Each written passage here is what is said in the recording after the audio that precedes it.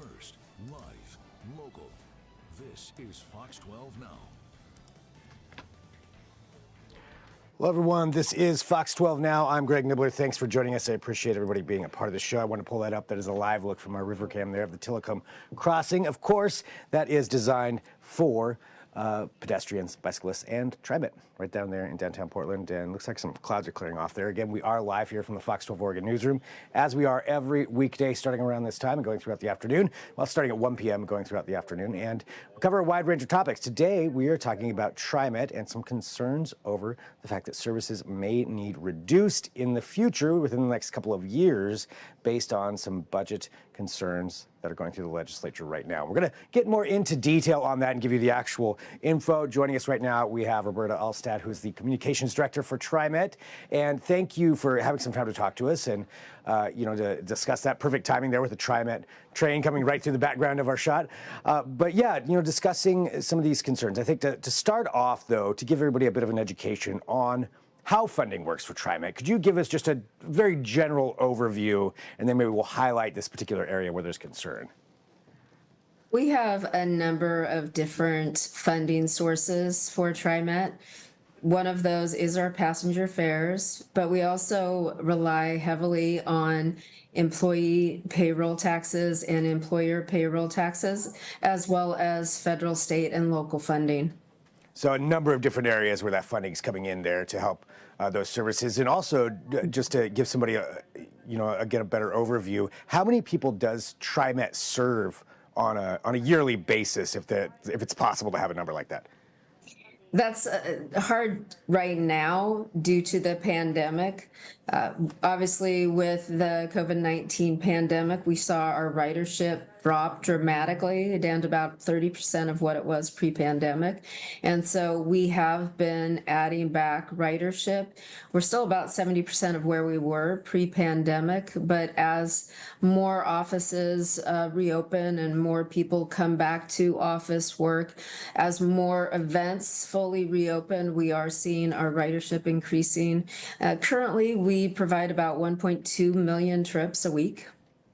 And that's serving TriMet, as it says, that 3-county area. So there's a lot of different cities that are involved in this, and a lot of areas where you're taking people to and from. And also, so this involves, correct me if I'm wrong, but Max trains, buses, and then what other services does TriMet provide? We have bus, we have Max Light Rail, West Commuter Rail, and our Lyft paratransit service that do provide service across a 533 square mile service district of Multnomah, Clackamas, and Washington counties. So a lot of places there, a lot of services being provided. And when it comes to that funding, there is concern about something going through the legislature right now. Can you give us the details on what this is and go a little bit more into that specific tax? Yes, currently the statewide Transportation Improvement Fund employee payroll tax is 0.1%. And that was established with the 2017 legislature. That's the last time that the legislature passed a statewide transportation package. And it was the first time that transit funding statewide, dedicated transit funding statewide, was set up by the state. We really appreciated that, but right now, with this new transportation package coming up in the 2025 legislature, we are asking lawmakers to consider a 0.4% increase phased in over 8%. Currently, they are talking about just a 0.08% increase, and that's not going to be enough for most transit agencies in Oregon to avoid significant cuts to service. So this is beyond just TriMet. This is a statewide concern when it comes to transit in other areas. Okay. And looking at that, so this increase you're saying will not be enough. And what's the response been so far to the ask for a higher increase? Lawmakers do want to know what we are doing to try to control our costs, and we are cutting our discretionary spending, but there's just not enough funding, stable funding, to continue transit service for all who depend on it. At TriMet, 35% of our riders depend on our service, and that means that they can't drive or they do not drive. They might have a disability that means that they're not able to drive. So they really rely on public transit as their independence to get to jobs, to get to services. It's vitally important. And throughout the state, there's other areas where public transit is the yellow school bus. You know, they don't have those school buses around, and kids rely on us to get to their schools, and their parents rely on us to get them to those schools. What are some of the biggest concerns for the increasing prices, or perhaps the causes of the increasing prices that mean that you need this higher increase in taxes? Well, everybody today is feeling inflation, and from 2019 through 2024, the operating cost per vehicle for TriMet went up 53%. That is having a major impact on our finances, and one of the reasons why we are asking lawmakers now to take advantage of this opportunity in the transportation package to increase that stiff employee payroll tax to provide sustainable funding for the future. And you mentioned cutting down on discretionary costs to help alleviate some of those expenditure concerns. Are there other areas where TriMet is also looking to maybe reduce costs to help meet somewhere in there? We're going to continue looking at everything on the plate, potential for a future fare increase even. But currently, the amount of money that's really needed throughout Oregon to prevent transit agencies across the state from cutting service that will leave tens of thousands of Oregonians stranded without the service they need, we really need to come up with that sustainable funding.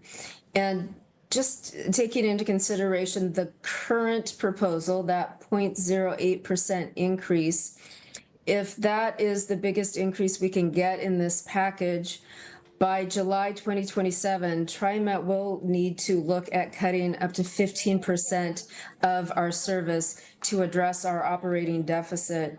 And when you equate that just to our bus service alone, that's eliminating up to 34 of our current 78 bus lines.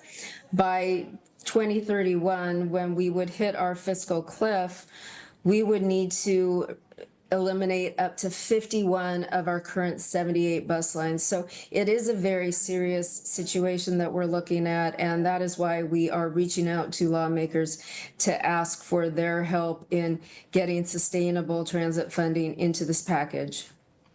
And to clarify, looking at that reduction in services, the potential reduction in services, let me ask this in this way. 2027 is what you're saying is the year where specific reduction in services would kick in if this increase isn't applied.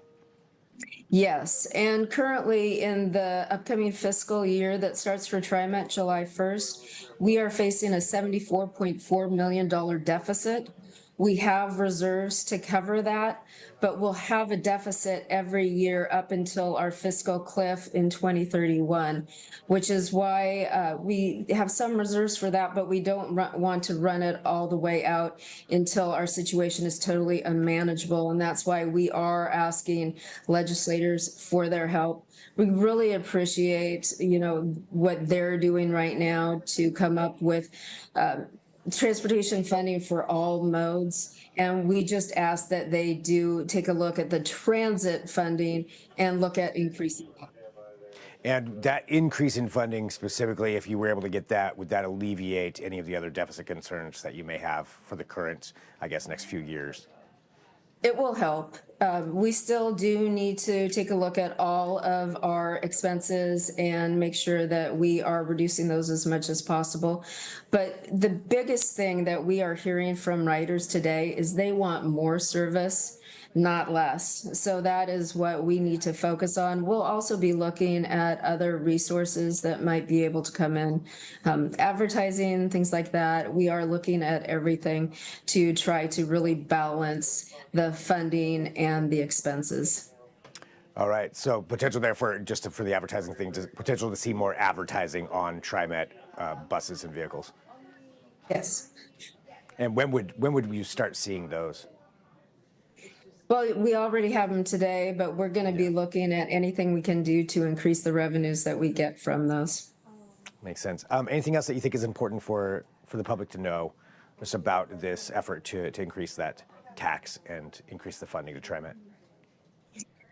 Everyone benefits from transit. If you really think about it, think about all the people that are in that shared ride on a public transit bus or train. And if they were not, they would be on the streets with everybody else. That would add to traffic congestion, crashes, blocking freight movement, adding to air pollution.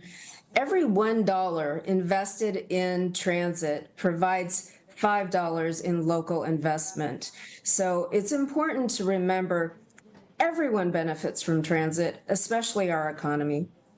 All right, well, Roberta, thank you very much for having some time to talk to us today and going through this, and I really appreciate it, and letting everybody know what's going on and what those concerns are, both with TriMet and statewide when it comes to public transportation, and getting those concerns to the legislature. So thank you very much for joining us here on Fox 12 Now. Thank you. And I'm going to continue on here just for everybody who's watching live. We are live here from the Fox 12 Oregon newsroom. We're going to take a break coming up, but I want to remind you, you can always send us an email, fox12now@kptv.com. If you have any issues or segments that you want to hear about, we're happy to do that. We cover a wide range of topics on this show, and we appreciate your time in joining us, so thank you for doing so. And with that, we're going to go ahead and take a break right now. I'll talk to you soon. I'm Greg Nibbler. This is Fox 12 Now.